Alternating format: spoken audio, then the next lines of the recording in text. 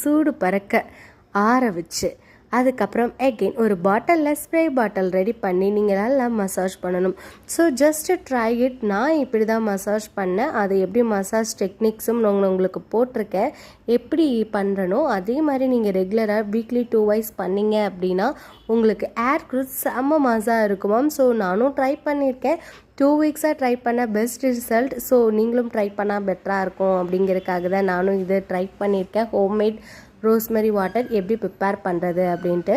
So any other doubt, மசாஜுக்கான tricks எல்லாம் நான் சொல்லி கொடுத்துருக்கேன். எப்படி இருக்குன்னு பாருங்கள்.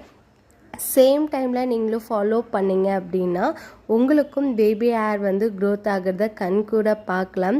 So rosemary water is a best benefit for your ஹெல்த்தும் சரி, நம்ம உடலோட சூட்டை குறைக்குதான். அதுக்கப்புறம் எகெயின் ஹேர் க்ரோத்துக்கு நல்ல பெஸ்ட் ரிசல்ட் தருதுன்னு சொல்கிறாங்க. ஸோ மறக்காமல் செக் அவுட் பண்ணிவிடுங்க. தேங்க்யூ ஃபார் வாட்சிங்.